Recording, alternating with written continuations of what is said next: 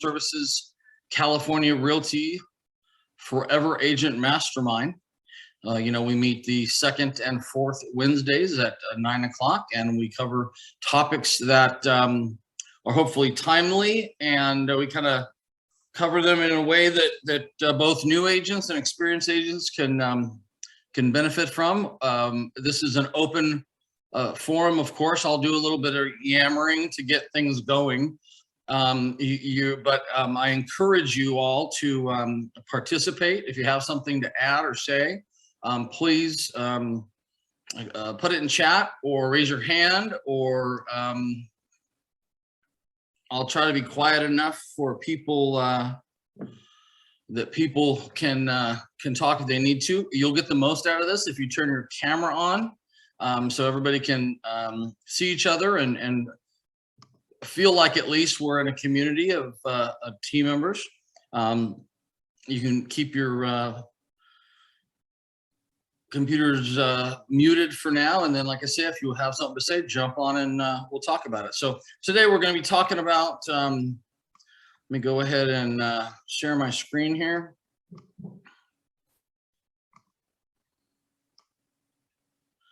We're going to talk about handling objections from sellers and buyers. As I'm going through this, it dawned on me I'm probably going to split this up into two sections. We'll talk about mostly sellers today, and then buyers has their own set of objections, and they're not always going to be driven around getting in your pockets on stuff or not, but if not working with you, choosing another agent to work with, or writing an offer that's unrealistic, or asking for repairs that's unrealistic, that also affects your bottom line. So, when we talk about stuff, money in your pocket isn't the most important thing.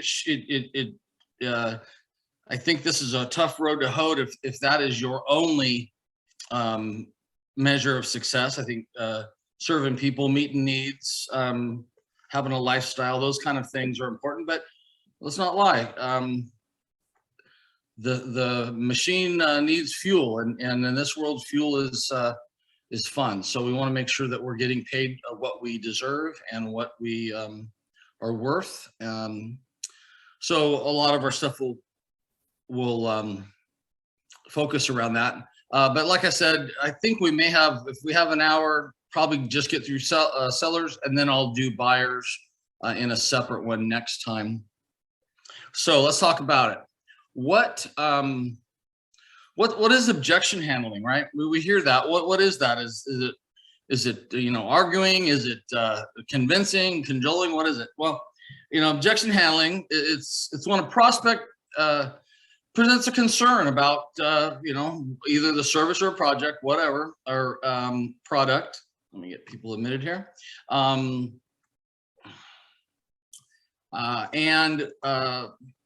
That salesperson responds in a way that elevates those or alleviates those concerns, and allows the deal to move forward. I think that's important.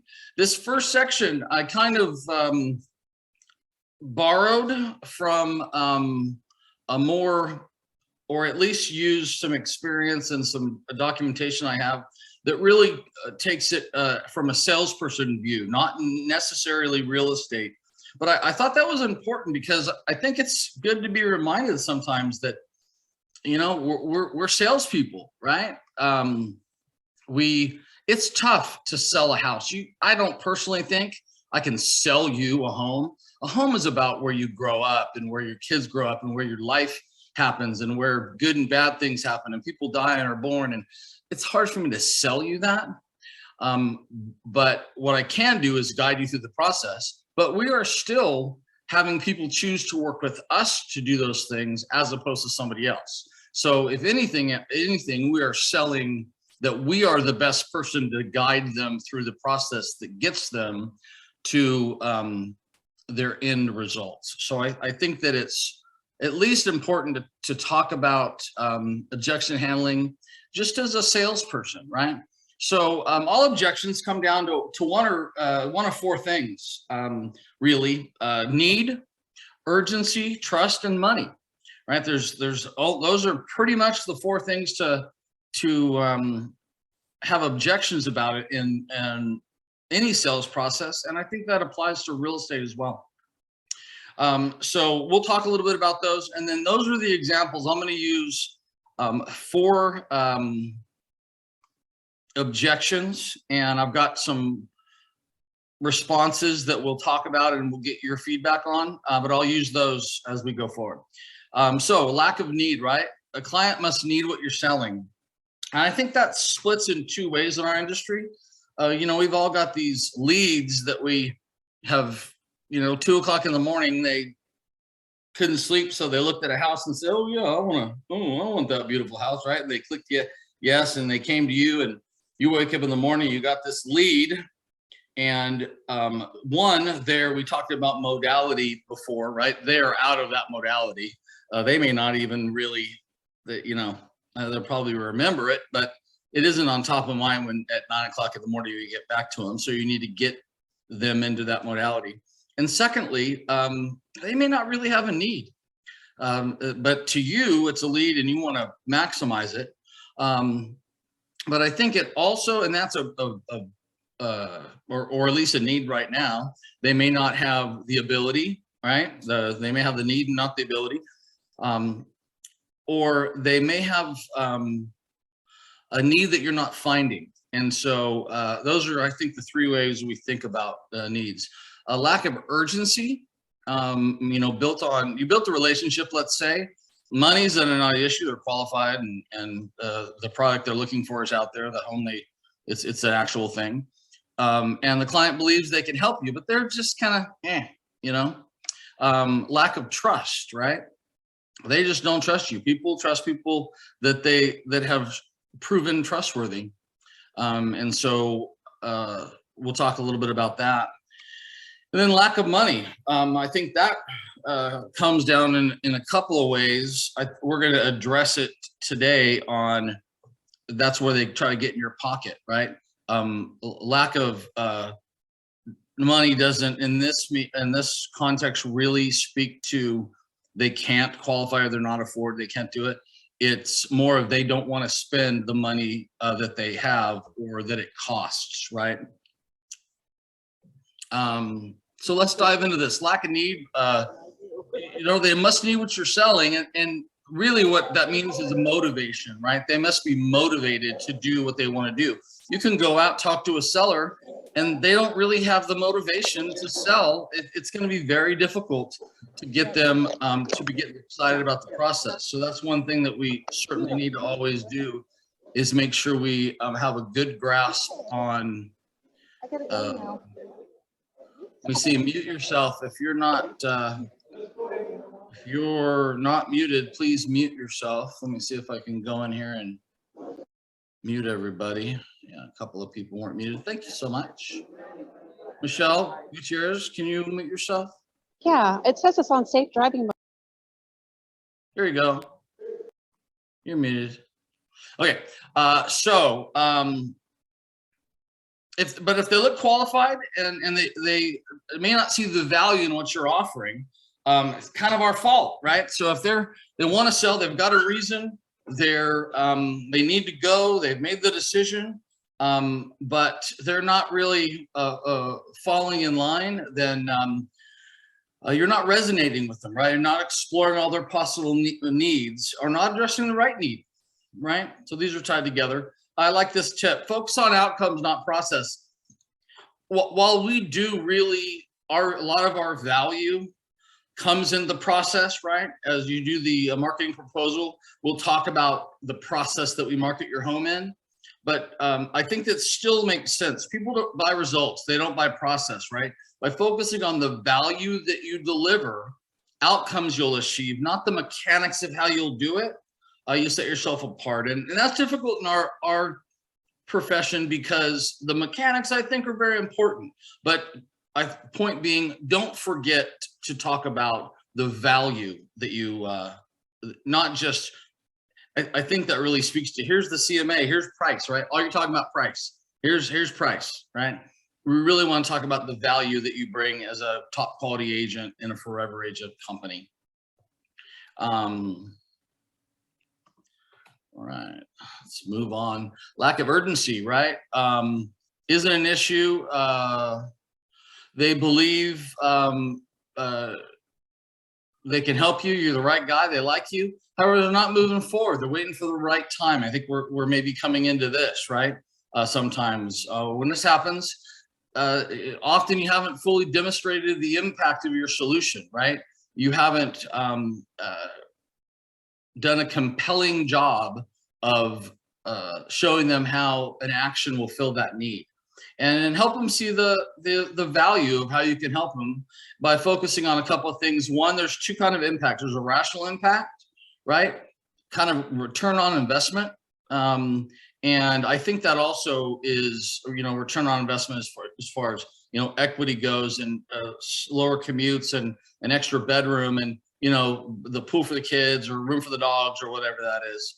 But remember that a low return on investment for them is going to lead to a lack of urgency. If they don't really see the point in doing it, it's going to lead to a lack of urgency. And then this other impact is the emotional impact, right? A key question here is, if you're able to do this, what would happen to your situation? If you delay, what consequences might you face, right? We talk a lot about that. I think that comes in when we're talking about rates, right? If you buy now, or even sell now, and you have to, buy at the top, sell top of the market, buy at the top of the market. If you make this decision now, how does it get you away from the situation, the pain you're in now, long commutes, house that doesn't fit you anymore, those kind of things. And how does it get you closer to the things you do want, right? And what happens if you don't, right? If buyers, rates look like they're going to keep going up, prices are going to keep going up, right? So helping people emotionally connect with that possibility is, I think, important to get people off the fence. And that's kind of a term you hear a lot in lack of urgency, right? A lack of trust, right? It comes down to whether the buyer believes you can do what you claim you can do, right? If they do, if they believe you, it mitigates risk and gets you closer to making that sale. You build trust the old-fashioned way, you earn it, right? I think that's why everybody kind of strives for referrals, because there's a built-in kind of transfer of trust there. And that's why marketing to your sphere of influence is so important, and past clients is so important, because the risk is already mitigated to them because you've been able to build some trust, right? The way that you build trust, 30,000 level view, is start with research, right? The more you know about their individual situation, the better questions you've asked, the better investigation, the better you know their house, you know the market, you know what they're looking for, you know that, the more confidence they'll have in your services, right? Confidence equals trust in a lot of cases. Be genuine and show interest, right? This is kind of obvious stuff. Relax, have a positive attitude, right? It's easy to get stressed running around doing this business, but try to reset before you talk to every person, and realize that it's your 50th time this month. It's their first time this lifetime in some cases. Ask questions that show interest in your prospect as a person, not just a business partner, if you will, right? People like people, people trust people they like. So how do you ask questions to show interest, right? Ford is always a good metaphor for that, right? Family, occupation, recreation, and dreams. Ford, family, occupation, recreation, and dreams. Those are kind of questions, and they don't have to be in order, but those are the kind of questions that lead to a building of trust. And then balance your inquiry and advocacy, right? Find that balance between asking questions and talking about your offerings. I think that's especially important in a listing scenario, right? We want to just go in and because we have such great tools and experience and energy and excitement for the process, that we want to go in and just you know, mow through that. Find that balance between asking questions, drawing out those needs, getting a good solid understanding of those needs, and more importantly, them knowing you have a good solid understanding of their needs, right?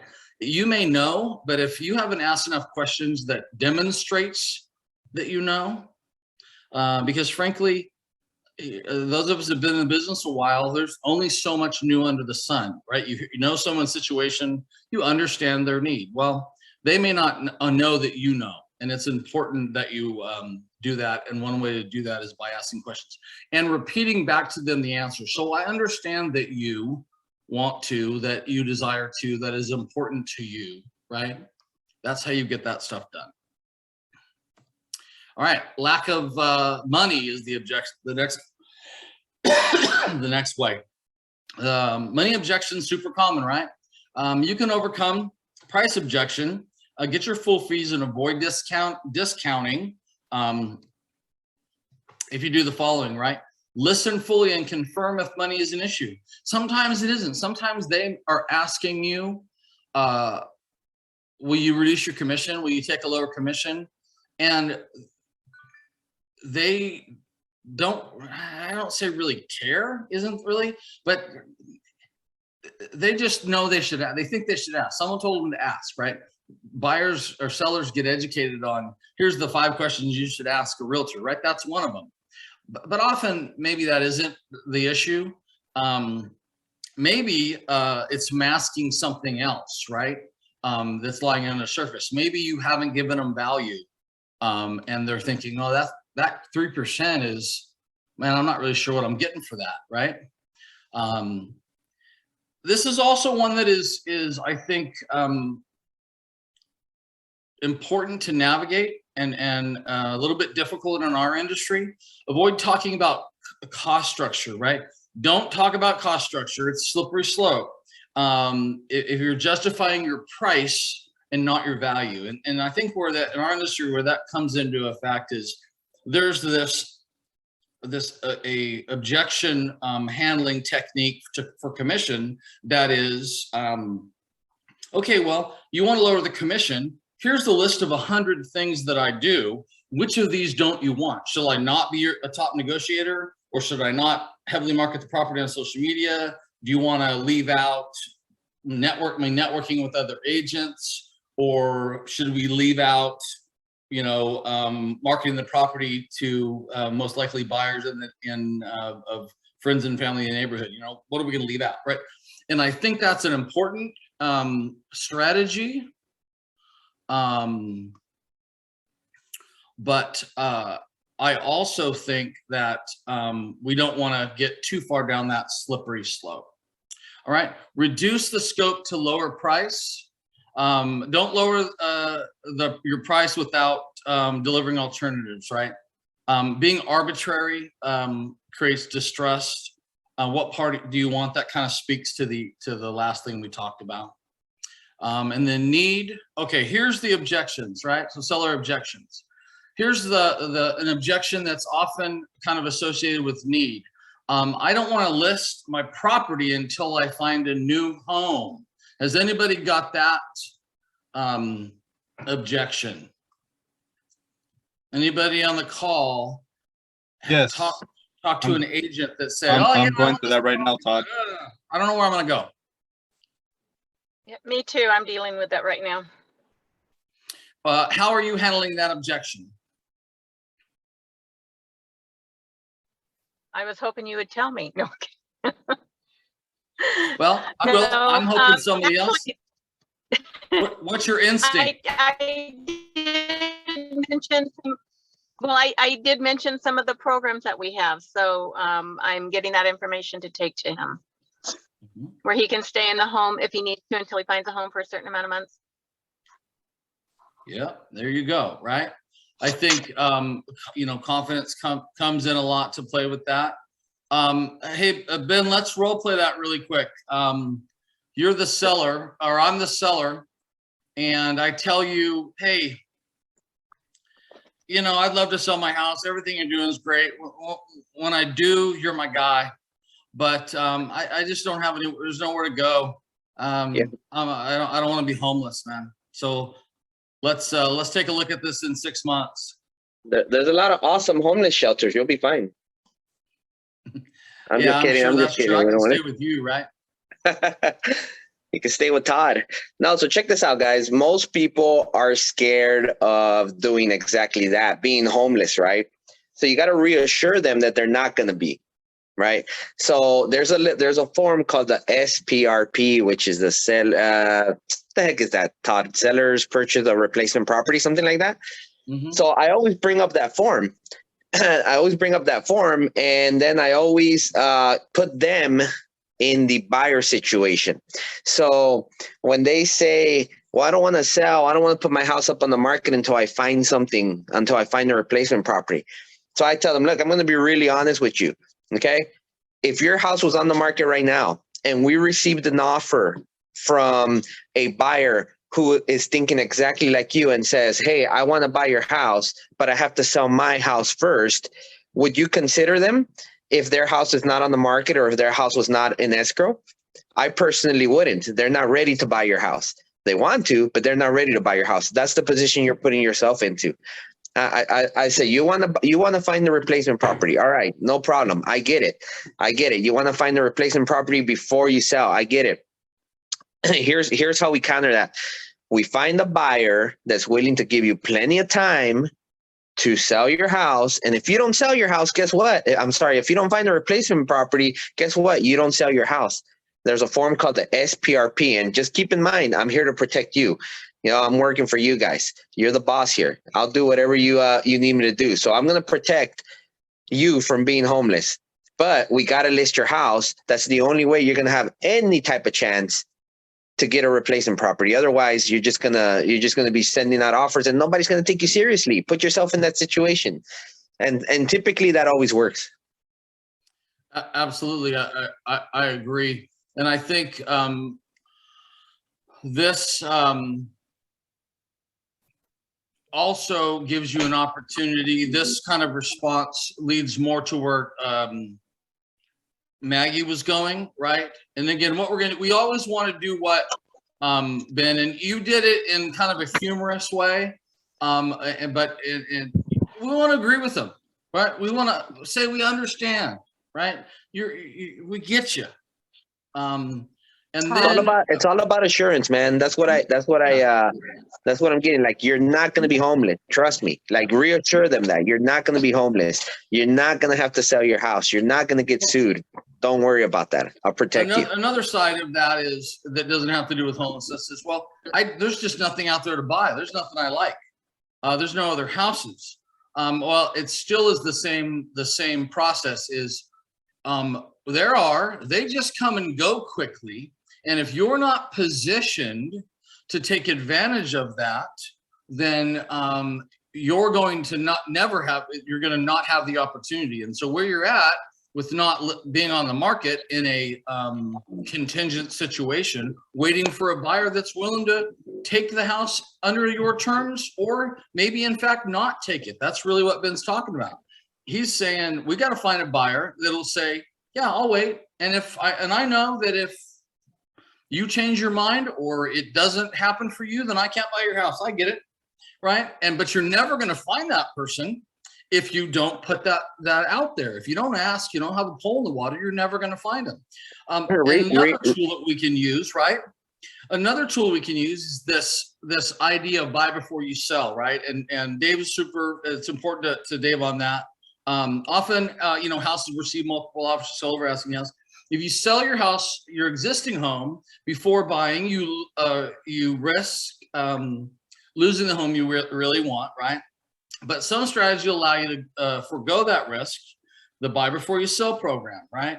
Qualify for a bridge loan to finance the purchase of a new home, allowing you time to sell your current home. Couple of options. There's plenty of options. We can often in this market, we can negotiate a lease back or a longer closing date with a lease back. Because of the lack of inventory, there is opportunity to make terms super important, right? I've always said 5 things that make an offer: price, terms, buyer, lender, and agent quality. those terms are something you can certainly work with in this market. And then you offer to review those options with them. And here are some of the options that you as a company provide. A quick tip for everybody. I have been, and actually I shouldn't say, I used to be there. There's a like a promotional flyer type deal for Knock and Harmony in the resource center. And I don't know if it's still there, but I was able to find like just a sheet that says, oh, this is who we are, this is what we do. And I take that with me along with the SPRP to the listing presentations. I actually just did it very recently. And I give the sellers their options. Okay, you're scared to list before you find something. Here's your options to get out. Yada yada yada yada yada. So, and then I explain to them the forms, and then they feel super comfortable to move forward. Absolutely, I love that. Absolutely, and then yeah, that stuff is still available. It is on Company Connections, Knock or Harmony. There's a tab for it. Click on it, find it on the list, print it out. You can even open that stuff in Canva and personalize it. Okay, let's move on to the next one. The objection for urgency. Well, we're not quite ready yet. We want to finish some projects and make some minor repairs before putting our home on the market. What's our thinking about that? Anybody came across that objection?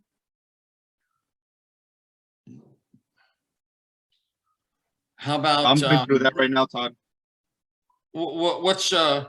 So I'm the seller and you're the agent, and I just told you, I just said, hey man, you're the guy. Love to help you. Love to list with you, but I want to paint the bedrooms. We want to put new lawn in. Come back in 3 months and we'll list with you. What do you say? Great. Do you already have contractors that are doing that for you, or do you need help finding some professionals? No, we're good. My uncle's a contractor. He's going to get us hooked up.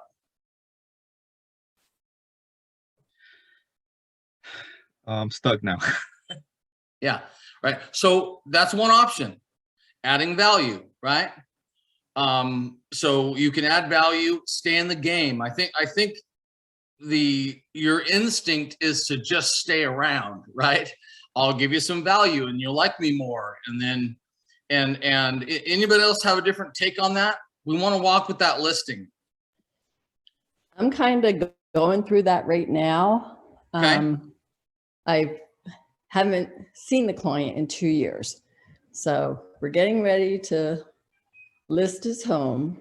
I'm going to meet with him one of these days soon, but we may have some fixes to do first. So I talked to Laura, and what I'm going to take is I think it's the SELM, get the listing, get the documents signed, reassure him, we don't have to put it on the market yet. He already knows we got the 21 days coming soon, but with the SELM, we can extend that. And then on the backside, if it doesn't sell within our contract period, we can extend that also. Yep. Does that sound reasonable? Absolutely. So you want to use that SELM, and you also want to use an MLS option called registered, right? You can register a listing and it doesn't show up anywhere. You can mark it and show that listing. We talked about this with Dave last night. You can mark it and show that listing within your brokerage. You can't tell anybody else about it, but you can tell your brokerage about it. And you can you can sell that property to someone in your brokerage. It's called registered, right? You got to get the SLM for it, and you got to get their, right? I'm sorry. What's the objection we're talking about, guys? I'm sorry. I missed the object. What's the objection we're talking about? Oh, we want to paint the bedrooms and replace the lawn. We'll list with you, but come back in 2 months. Yeah, paint the so bedroom. It's an urgency urgency objection. I'm not ready. All right, yeah, you're great, love you, but right, someone's hedging, someone's not doing it right. And so we're talking about a couple of options. One of them, yes, you can register it, market it within the company. But if they're truly not ready and it's hammered and they got to do some work, I like this next to this one that we're and I'll let you guys say what you would do. I like this one. I agree that the marketing your house in top condition is essential. However, there's some things we can do to effectively get your home on the market quickly and get those improvements completed, right? Let's get your home listed. We'll do pre-market it, get the home to some of the top agents I work with, right? So that's one strategy. Let's get the news out. I would personally switch this over to let me have my 350 large brokerage in 2 counties and 4 offices. Let us get a shot at that. I am quite sure I can get you a buyer for the price you want. I'm confident that I can get you a buyer for the price you want within that universe, right? But I also like this one. I like this one. Great. We don't have to complete the work now. While you're doing the projects, I'll create a flyer and process the paperwork. And when you're ready, we can get you ready to go. We can start showing in 2 weeks. Here's the listing contract. Here's the SLEM, right? Boom. No problem. You're not ready. I want you to be ready. I think you need to market it at top condition, but let me get rolling on this. That way, when you're ready, I'll be ready. We'll snap some pictures, hit go on the marketing campaign, and you'll be that much ahead of the game in the office. So point being, get the listing signed. I thought I was gonna add, but I think this kind of answered my question. But my listing client, they don't know who to trust, because I'm telling them we have services to help them, repair their houses and repair only what needed. But they also have people they know that feel that she feels like they're going to give them a good discount. So that's why she's kind of hesitant. She doesn't really know who to trust, and she just met me. Well, I understand that. If there is this next objection we're going to talk about, kind of talks about it's the old I got a friend in the business objection, and you can use that toward these contractors. Well, how reliable are the contractors? People are busy, and if we're talking about friends doing you favors, we all know that the bro deals get a little bit lower on the priority list, right? They're going to maybe save you some money, but they're going to get lower on the priority list. As that's happening, rates are rising. People are getting less confident, and I don't want you to miss out on the statistically the best months to list your home, and that's March, April, May, June, right? In this case, right? So I have a system, I have a partner called Forever Concierge.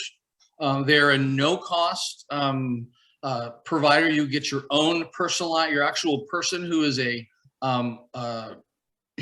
concierge or a project manager that you can tell them the type of businesses or the type of services you're looking for. This is what we call it's in again in the resource center. What's it called? Sorry, I'll have to look it up. I call it Forever Concierge. Homes.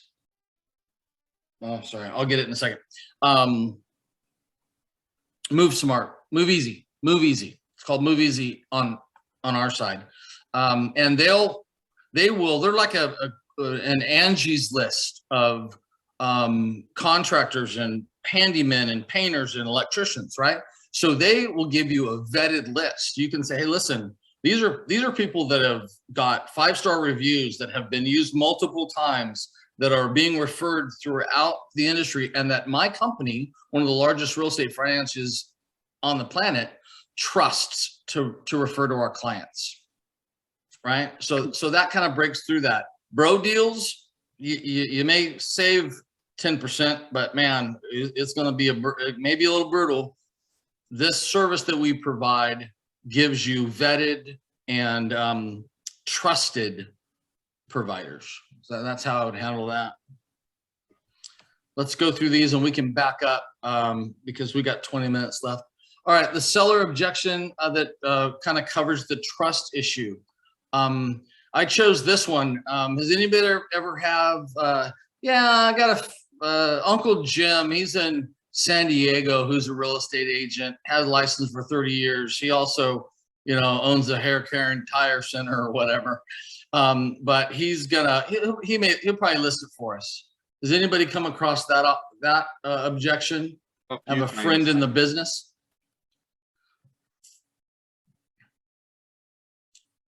Colleen, I know you come across that because you kill at that. Or Boyd, what do you think? Anybody want to tell me if they've run into that? Lisa, are you driving? A few times. Yeah. What's your, how do you handle that?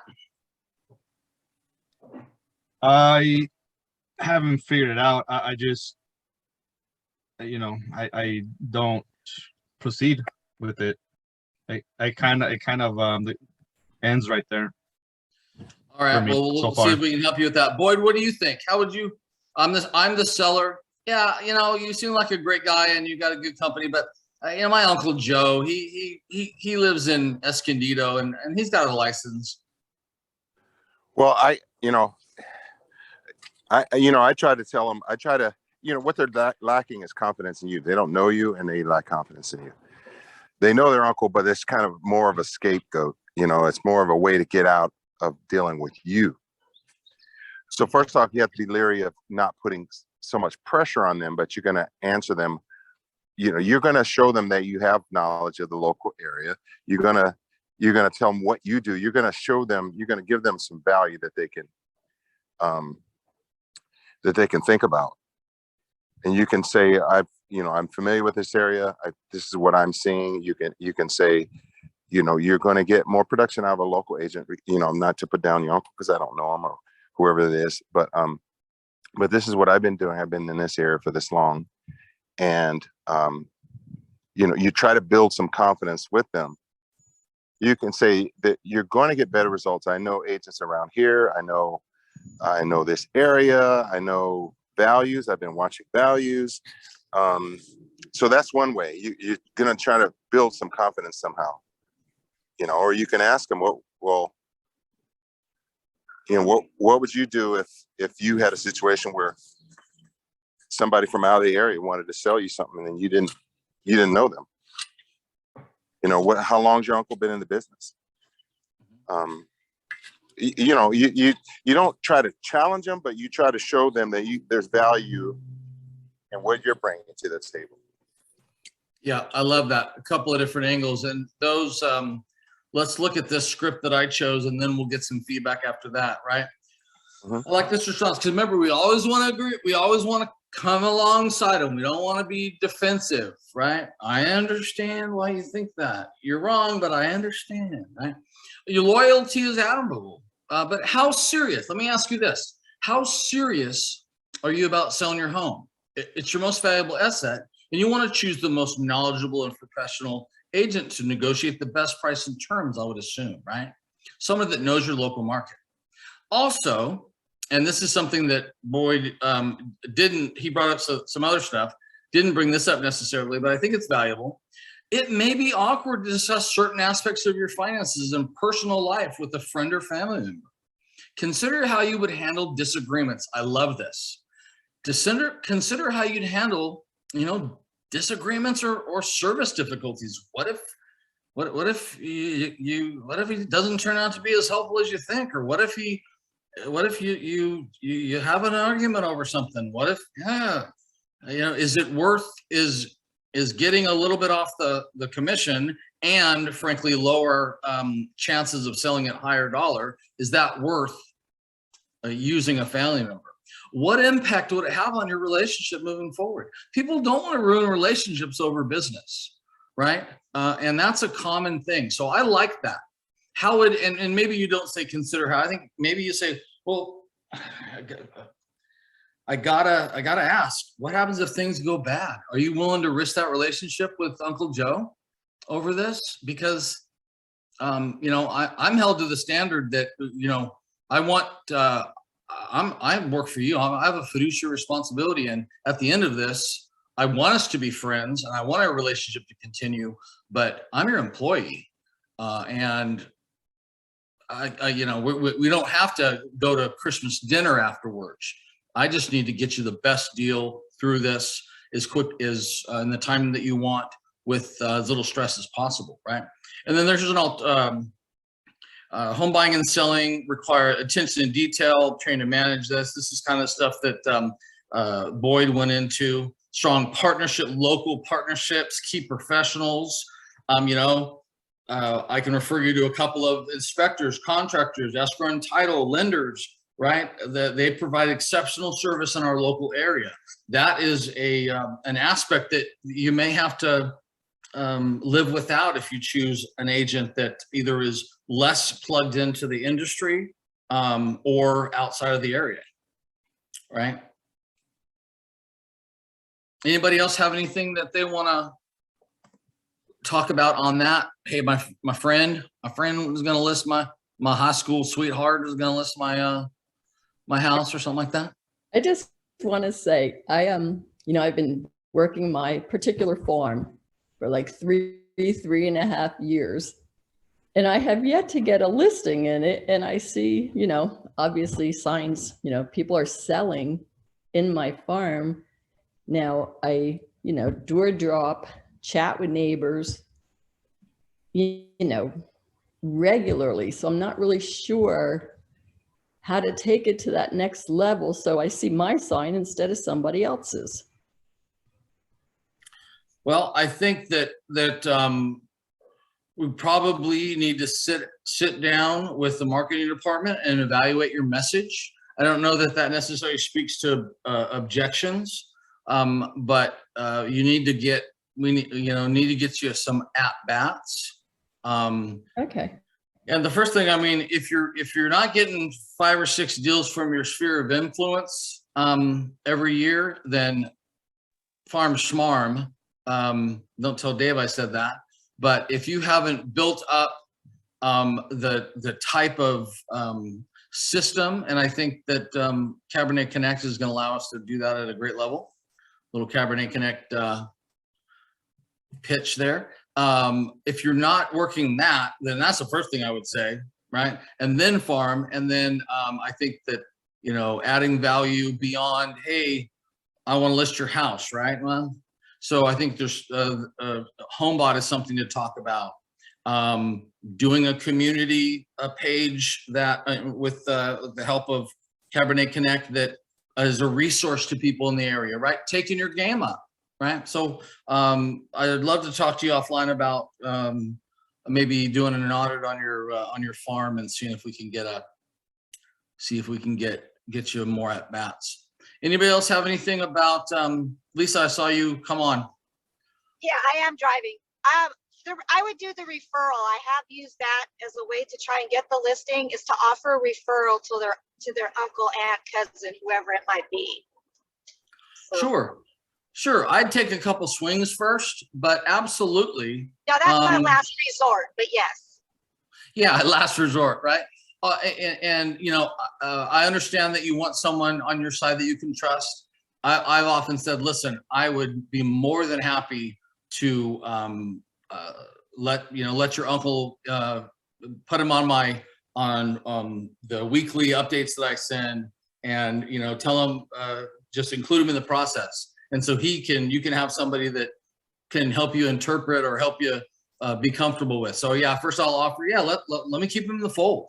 Right? No problem. Let me do my job best for you in the area that I do my job in with the resources that I provide, and let's keep him in the fold. And worst case, you know, if it's about money to him, then let's get him a referral for it. So that's very smart. That's good, Lisa. Because you know, 100% of nothing, I think 75% of something is better than 100% of nothing. Absolutely. Right? Okay. All right. Anybody else before I move on to something Let's talk about the I big just want to add one. something, Todd. What's up? Some of these objections, they're really awesome. And I know that if I walk into appointment, I'm going to forget them. So I like to read them before I go to an appointment, so I can refresh my mind. So will you be sending these presentation out? Oh I yeah, like to- I'll print them out and we'll get them sent out with the video. I have a Okay, awesome. I have a 5 most common objections thing that I'll send out to you guys. Yeah, I like to try that on my next one. Just read them a couple times before I walk into an appointment. So I can Yeah, refresh my mind. and if you notice, Ben said, I think people get intimidated, right? That's a lot of words, right? Well, Ben said a lot of words, but he said the words, he basically said in a different objection, he said the same thing in a different way. I'm not saying you say this, right? I'm saying that you internalize the concepts that are shown in these type of scripts and that you've heard. You internalize them, read them 20 times, and then you just talk to yourself about them. You role play with another agent. We don't do enough role playing in this company. We're going to try to change that, but as you see, I try to role play with people today, and everybody clams up, right? So it's critical. If the only time you've ever said this objection is the first time to your client, it's not going to go over well, right? So that's my warning about written scripts, is they're not to be repeated. They're to be internalized, some keywords pulled out, stuff you like, and then you use it in your own way. Okay, here's the big one, right? The big one everybody wants to talk about. Can you lower your commission? Here, let me see if everybody agrees with this answer. How's that? You guys okay with that? Yes and no. Probably not gonna be enough, right? That's a joke. But I put this on here because I want you to have that mentality. In your mind, I want you to be thinking, no, next question, right? Not no, not barely, no, just no, right? What else can I help you with? That's how I want your attitude to be that, because that sets you up to be able to confidently keep your money in your pocket that you work for. So lower your commission. Anyway, let's talk. Anybody on the call have a lower your commission? Come on, Colleen. I know you're out there. I can talk a little bit about that. Go for it, Ben. Go for it. Hey, listen, I got a guy that wants to do somebody came by and beat on my door, and they'll do my thing at 4%. Will you do that?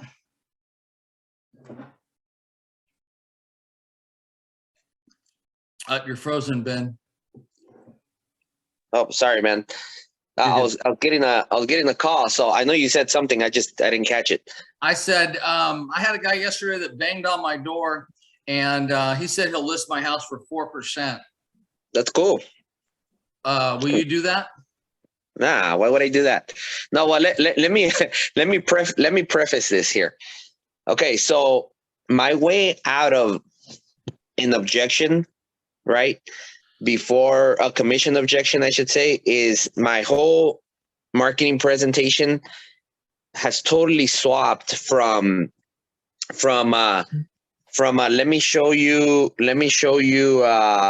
your comps and this and that, which is what a lot of people talk about the house. I actually go immediately into the numbers, which is kind of a little bit of a dangerous ground. So I don't recommend everybody do this, but study it for sure. So before I'll give you a good example. I get a lot of phone calls from people off of postcards. Not a lot, but I get a few, right? And so most people right off the bat, they're like, how much do you think my house is worth? And so I give them a little bit of a roundabout number, And then I ask them right away, okay, how much do you owe on the property? Oh, your house is worth 450. How much do you owe on the property? Oh, it's 300. Okay, cool. I'm gonna email you this net sheet right now so you get an idea of what you're gonna net, and let's go from there, right? And so it's been really, really, really, really working for me because I email them or I send them or I sit down with them and right away pop up the net sheet where it's going to show my 5%. And I point it out on this net sheet. Here it is, line by line, yada, yada, yada. And here's the most expensive part of your sale. It's the 5% commission, which is 2.5 to each side. I explain all of that. I explain the numbers before I even do the comps. And that has eliminated, I've been doing this for about maybe like 3.5, 4 years now, and that has eliminated all of the commission objections. Every now and then I'll get somebody that says, okay, can you do better than that? And I immediately say no. I'm like, no, heck no. The other thing that I do is I kind of point out how much money I'm gonna spend. So I'll say something like, I want you to know that out of this 2.5%, I'm going to spend right out the gate, right out the bat. I'm going to spend $1,000 between pictures, putting your system, putting your house in the MLS, marketing it to Zillow, the ads, the da-da-da-da. I'm going to spend maybe $1,000 right off the bat. So I need to make sure 100% that you're ready to go, because nobody's going to give me back that money. I'm willing to risk it. That's my job. But I want to make sure that you're ready to go 100% with listing the property and moving forward with the sale before I spend that $1,000. Save me that $1,000. Don't make me spend it if you're not really serious. And so by doing the net sheet up front, I guess that's my tip to everybody. Maybe master it. I'll be happy to role play it with everyone if you want. But that's how I've overcome any All right. But it's a little bit of a dangerous graph. We got 4 minutes left. So try that with 6%, my brother, and let's see how that works.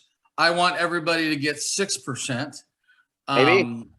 I don't know it would be as successful as and unfortunately I think that the new 6 is 5 and I don't like it. But I still really want everybody to try to get 6%. And so my philosophy is a little bit different than that. I talk about price and all that stuff later. In fact, I don't even bring commission up if they don't. If they don't bring it up, I don't. The only time that we talk about it is when they're signing the first page of the listing agreement. The net sheet. I go over the net sheet. So that'd be the first time. But I don't bring it up. And I front load value, and then I talk about cost. So Ben and I have a little bit different strategy on it, but I think the point being is have something to say. Don't get yourself in that position and have nothing to say, right? Have nothing prepared. So let's go over these really quick. Ben gave us his ideas. Here's one that I kind of got from a couple of different people and kind of put it together, right? I understand your desire to want to pay lower commission. As a real estate professional, my time is of value, and I prefer to work with clients that, like you, that appreciate the level of service I provide and all the stuff that I just said that I would do for you, including the right marketing plan that sells your home at the highest value and puts the most in your pocket, right? I'll aggressively promote your property, extensive network. We go with a little bit of value, remind them of the value. Again, professional photographer, staging. I make a living at negotiating the best deals for my clients and attracting qualifying buyers that are seriously looking to purchase property, right? Allow me to present a free marketing plan for your beautiful home. This would be an objection if you asked up front. I guess one thing I'll say is if and I'll ask Ben, if somebody calls you and that's their first question, Ben, hey, what's your commission? Do you answer that on the phone?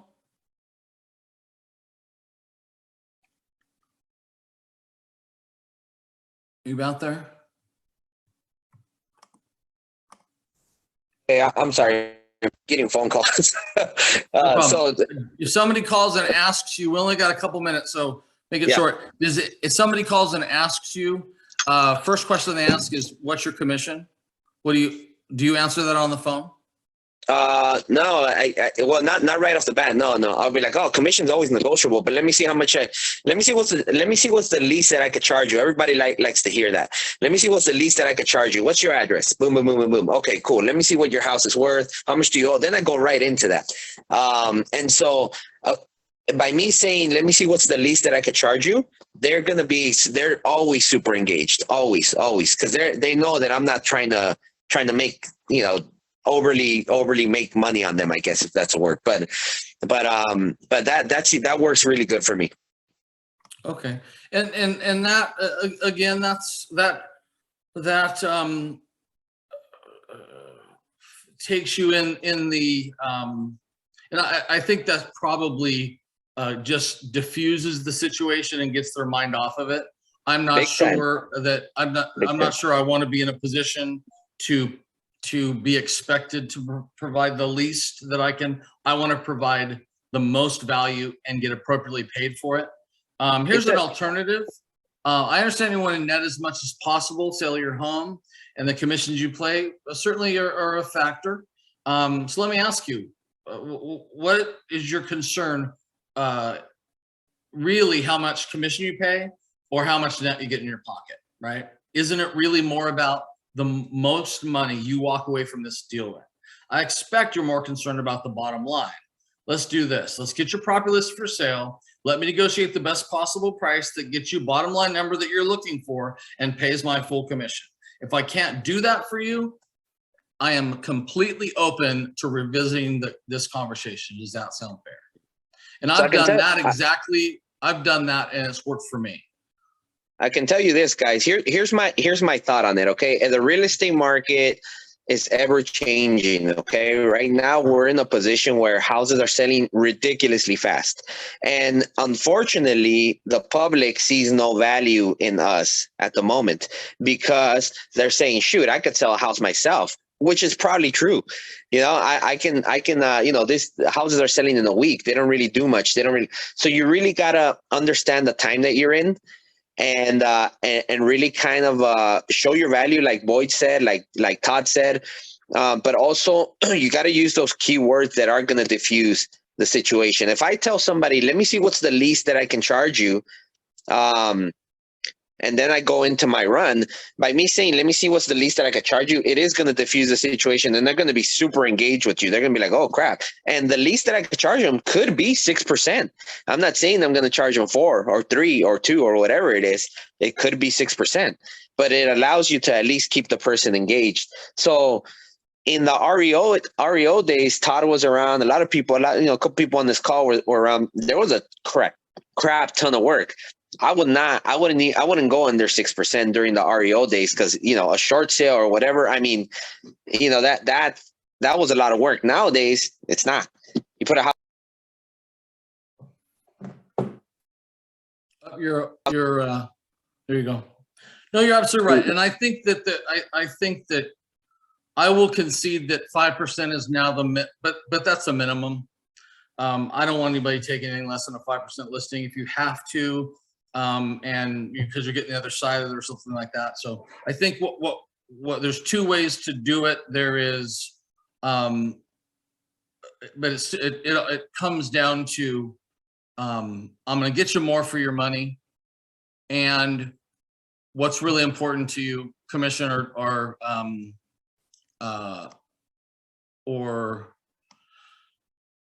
money in your pocket, and do you want, I've kind of toyed with this idea, and I haven't said it yet, but I say it in the back of my head.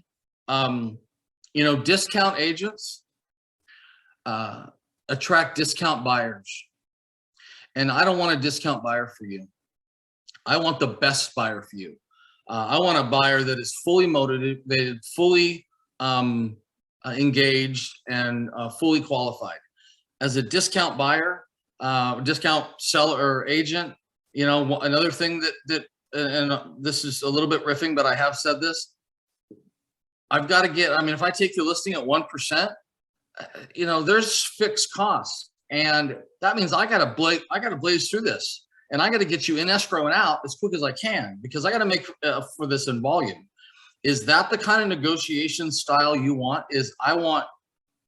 I just want a deal. I just want to get you in escrow.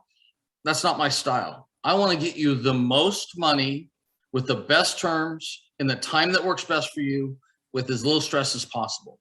That expertise comes with the appropriate compensation, right? And then the last thing I say really quick, the last kind of objection response that I've used to success is, you know, Jim, my job is to negotiate for you. You do not want me to give up your value. You don't want me to try to convince you to take a lower than I think your house is worth, or you think your house is worth, or take the first offer that comes down the pike. Or you don't want me to be soft in negotiations.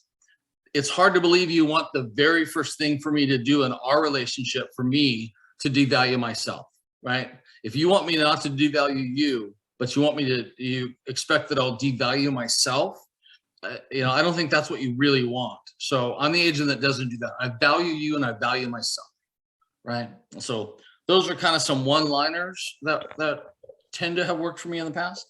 Anybody have any questions or concerns? We're here at the top of the hour. Hello, Colleen. Hey there. Listen, so just remember, I mean, especially right now when the average price of a home is $500,000, and that's like the starting price, right? Remind the seller, this is maybe one of his largest investments in his portfolio.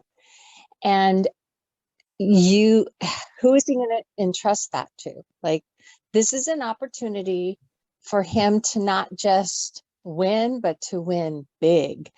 And your expertise and your service is going to provide the optimum amount back in his pocket. That's really, I mean, using those terms, you know, this is your largest investment.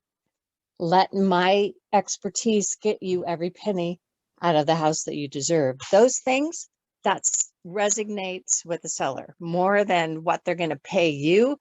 They want to know what the bottom line is. Absolutely. Golden advice. It's 10:06. I've kept you a little long. Anybody have anything else they'd like to say? All right. So we didn't get to buyer objections. We will do that next time. So in 2 weeks, we'll do buyer objections, and we'll go over that stuff then. Thank you so much for being a part of the Forever Agent Mastermind. I appreciate your time, your energy, and we'll talk to you soon. Bye-bye.